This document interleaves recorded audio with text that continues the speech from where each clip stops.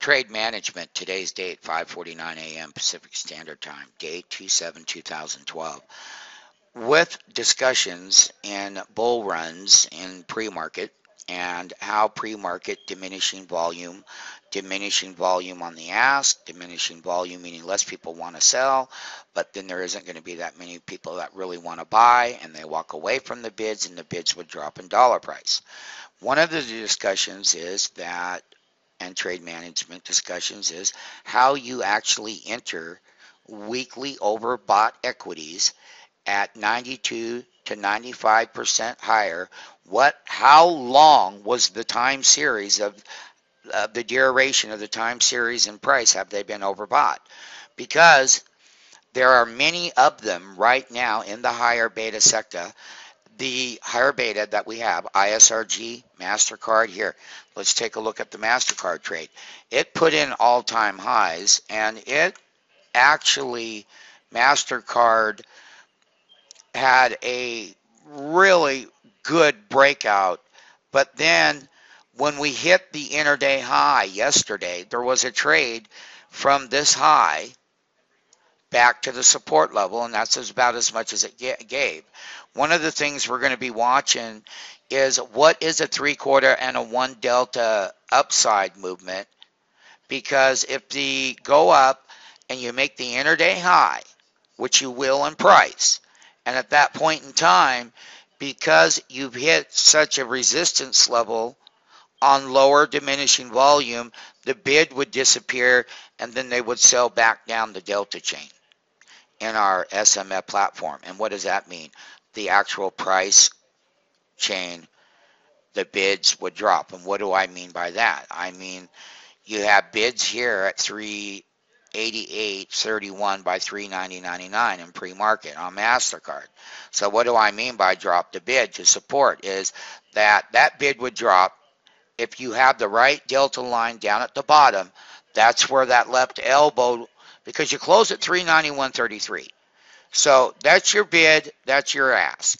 What you got to do is put the limit orders below that floor, where if you're sitting there and that limit order is there and someone sells to you real quick, and then that's when you see the about face and the turn, and they bounce off of that support level at that delta line at least 17s. That's how the high beta stocks trade. So on a 60-minute level yesterday, you can see where the high reversal was on the open. So there are ranges in here. When you take a look at the stock that we really think has the best range at times, believe it or not, can be this one here, the CMG trade.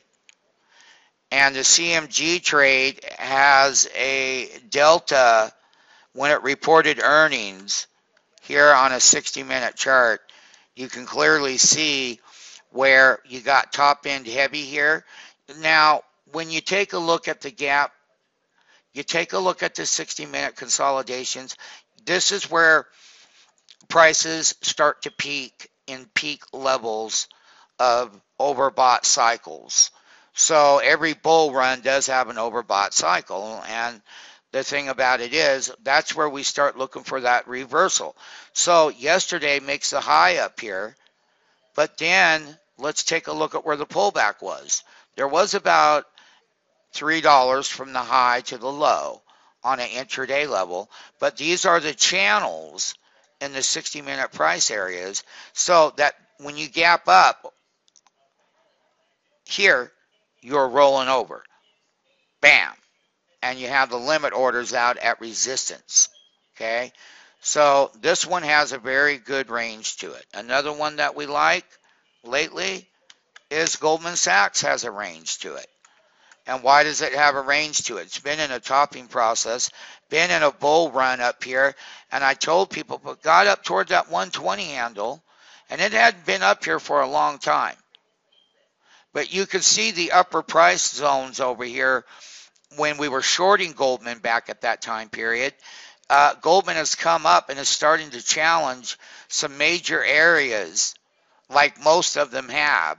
And we can clearly see here at the 120 area and slightly below down here is this is an area of resistance in this price area on Goldman. So when Goldman Sachs goes up and it hits its tops, and we're going to draw a trend tool for you, MMT. Here, this is going to be your area right there. This is going to be half of that area, and this is back on 810 and 8/9 of 2011, and there's the high of that. Now, what I'm going to do is go over here, and I'm going to blow up this part of the chart because it too will have a trading range. All of these beaten up Goldman and Morgan Stanley's and JP Morgan in that sector, and we're going to be covering, it's called the broker-dealer sector and banking sector. Some of it's tied in, but look at, you're right up here to that one trend line that we drew. So when Goldman goes up, and if it breaks through that resistance, it's going to go up toward that 120 handle. So one of the things we're looking at on all of these is how this resistance level hits the top end of that price target, because there are more trend lines that we have here, and they go up above the market that we go back. And so you can see here where the next trend line up there, 119.18, that would be a delta in the 120 area. And this is those trend lines that go back in 2010. That's the upside resistance on Goldman. But Goldman has a range, and it's come up. It started with the gap. All of them did. And short-term cycles get overbought with reversals. Goldman gives you about a $1.20 reversal off of the high very easily.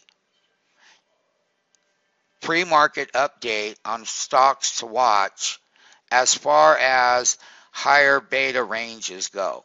So you got the ISRGs. You got the Amazon trade. That one's been doing well because it has. And each day that Amazon goes to perform, what we have seen here, and I'll draw some trend lines. There. This is a 60 or a weekly chart on it. And I want to show you the weekly, because on the weekly level, you keep getting support at the 100-week, and you keep getting support here at that 10-week on the Amazon trade. So let's get in there with the Amazon trade. Let's go to the info tool, and that 10-week moving average is 185.57.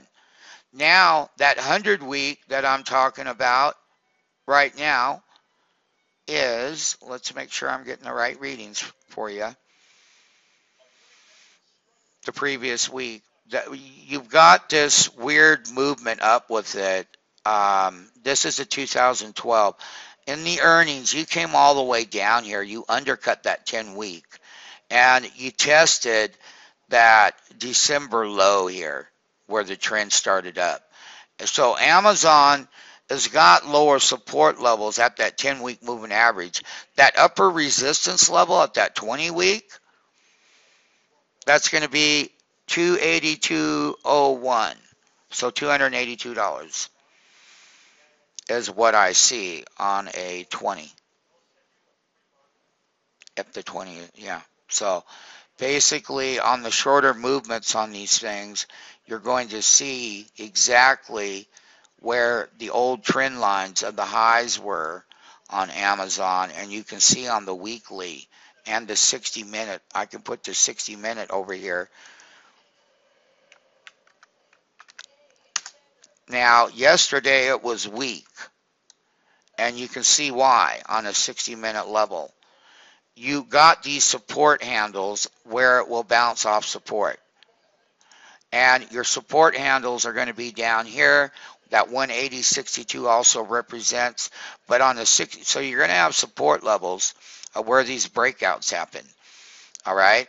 So when you look at the weekly reversal level of 2012 and the test of the weekly moving averages, that's that support level.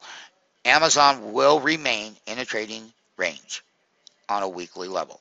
The 60-minute level is where the highs were sold short. You came, here's your gap down. That was the lower end of the range.